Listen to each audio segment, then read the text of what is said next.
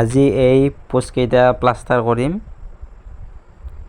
Post আমাৰ আছে 6টা, ইফালে এটা, এইটো 2টা আৰু এইটো 3টা, এইফালে 4টা 5টা আৰু পিছফালে এইটো 6টা আছে।